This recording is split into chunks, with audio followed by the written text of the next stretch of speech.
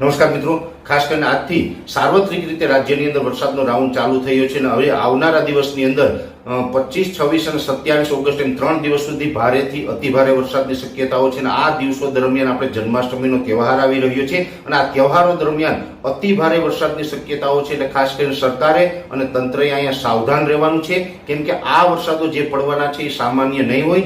જન્માષ્ટમી દરમિયાન ઘણા બધા મિત્રો છે પ્રવાસમાં પણ નીકળતા હોય તો ખાસ કાળજી રાખજો, આવી મારી અપીલ છે. ખાસ કરીને આજે 24 ઓગસ્ટ છે અને આજથી રાજ્યભરની અંદર વરસાદની શરૂઆત થઈ છે. આજે જે વરસાદો પડ્યા છે એમાં ઉત્તર ગુજરાતનું વિજાપુર હોય, ધાનેરા હોય, બનાસકાંઠાના બીજા વિસ્તારો છે, સાબરકાંઠાના વિસ્તારો છે, અમદાવાદ, ગાંધીનગર જેવા વિસ્તારો હોય, મધ્ય ગુજરાતના અન્ય બીજા વિસ્તારો છે, સૌરાષ્ટ્રની અંદર પણ જુનાગઢ, રાજકોટ સહિતના વિસ્તારોની અંદર આજે વરસાદ નોંધાયો છે અને જે મધ્યપ્રદેશ બોર્ડર લાગુ વિસ્તારો છે એમાં પણ એકંદરે આજે વરસાદો નોંધાયા છે. હવે આવતીકાલની વાત કરવા જઈએ તો આવતીકાલથી જે વરસાદની શરૂઆત થવાની છે તે ભારેથી અતિભારે વરસાદો હશે. એમાં ખાસ કરીને જે ઘણા દિવસથી અરબ સાગરની અંદર એક સાયક્લોનિક સર્ક્યુલેશન હતું એ ધીમે ધીમે અત્યારે મધ્યપ્રદેશ ઉપર આગળ વધી રહ્યું છે અને જે બંગાળની ખાડીનું લો પ્રેશર છે એ અત્યારે મધ્યપ્રદેશ ઉપર છે ને હવે લગભગ આવતીકાલે એટલે કે 25 તારીખના રોજ સવાર સુધીમાં એ આપણે મધ્યપ્રદેશ બોર્ડર લાગુ વિસ્તાર છે છોટાઉદેપુર, દાહોદ, ગોધરા સુધી પહોંચી જશે અને સાયક્લોનિક સર્ક્યુલેશન અને બંગાળની ખાડીનું લો પ્રેશર છે એ બંને આવતીકાલે સવારે મર્જ થઈ જશે,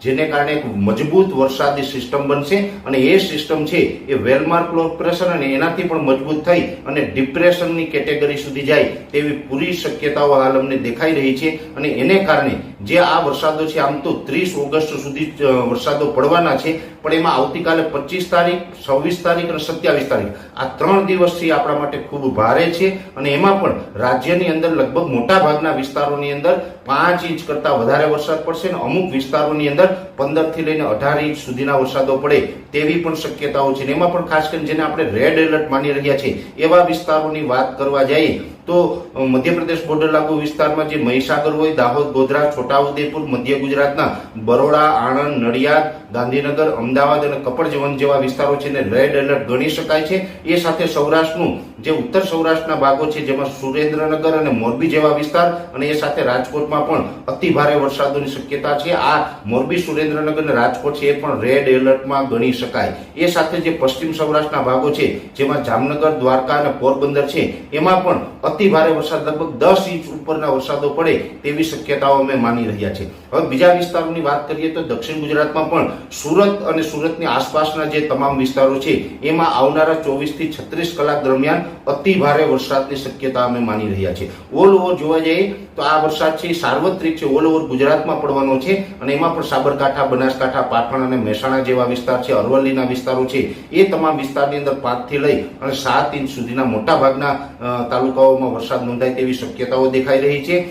જે દક્ષિણ ગુજરાતના બીજા વિસ્તારો હોય જેની અંદર ખાસ કરીને ભરૂચ, અંકલેશ્વર, રાજપીપળા, વલસાડ, વાપી, ડાંગ અને જે બિલીમોરા જેવા વિસ્તારો છે એ તમામ વિસ્તારોની અંદર પણ 7 થી લઈને 10 ઇંચ સુધીના વરસાદોની શક્યતાઓ રહેલી છે. સૌરાષ્ટ્રના વિસ્તારોની વાત કરવા જઈએ તો જે ભાવનગર હોય, બોટાદ અથવા તો જે આપણે અમરેલી છે, ગીર સોમનાથ, જુનાગઢ જેવા વિસ્તારો હોય આ તમામ વિસ્તારોની પણ અંદર પણ એકંદરે 8-10 ઇંચ સુધીના વરસાદોની શક્યતા દેખાઈ રહી છે. કચ્છમાં પણ એકંદરે સામાન્ય કરતા ભારે વરસાદો નોંધાઈ શકે છે, પણ કચ્છના દરિયાઈ કાંઠાના તમામ તાલુકાઓ છે એની અંદર ભારેથી અતિભારે વરસાદની શક્યતાઓ રહેલી છે. એટલે ખાસ કરીને જે આ વરસાદી સિસ્ટમ આપણી પરથી પસાર થવાની છે તે ડિપ્રેશનના રૂપમાં પસાર થવાની છે. આપણે છેલ્લા ઘણા દિવસથી આની ચર્ચાઓ કરી રહ્યા છે અને આ જે ડિપ્રેશન છે હવે માત્ર 12 થી 15 કલાકની અંદર તૈયાર થઈ જશે અને હવે આજથી જે વરસાદની શરૂઆત થઈ છે એની તીવ્રતા આવતીકાલથી વધી જશે. એટલે 25, 26 અને 27 આ 3 દિવસ એવા છે જેની અંદર અતિ ભારે વરસાદ પડવાના છે. જન્માષ્ટમીનો તહેવાર છે, તમે કે બહાર ફરવા જતા હોય તો ખાસ કાળજી રાખજો અને આ સાથે સરકારને અને સરકારી તંત્રને પણ હું વિનંતી કરું છું કે આપણા રાજ્યની અંદર કોઈ જ પ્રકારે દુર્ઘટના ન ઘટે એના માટેની તમામ તૈયારીઓ રાખજો, કેમ કે અનેક વિસ્તારોની અંદર 15 ઇંચ કરતા વધારે વરસાદ છે એ જન્માષ્ટમી દરમિયાન પડી શકે છે. એટલે ખાસ દરેક મિત્રોએ આ વસ્તુની નોંધ લેવાની છે. આ રાઉન્ડ છે 30 તારીખ સુધી ચાલશે અને આની અંદર રાજ્યના લગભગ કોઈ જિલ્લા બાકાત નહીં રહે.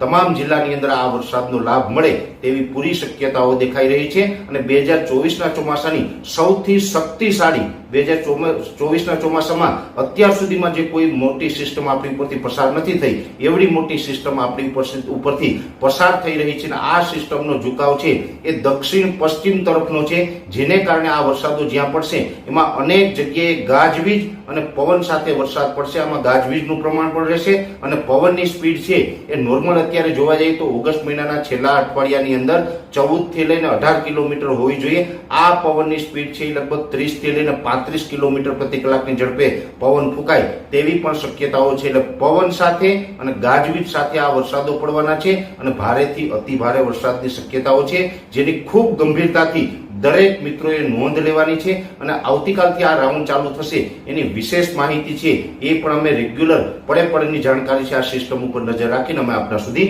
પહોંચાડતા રહીશું. અત્યારે આ વિડીયોની અંદર એટલું જ. અંતમાં દરેક મિત્રોને વિનંતી રહેશે કે વિડીયોને લાઈક આપીને દરેક ગ્રુપમાં શેર કરી દેવો અને જે મિત્રો આપણી ચેનલને સબસ્ક્રાઇબ ન કરેલી હોય એ મિત્રો ચેનલને સબસ્ક્રાઇબ કરવી. હાલ રજા આપશો. ધન્યવાદ.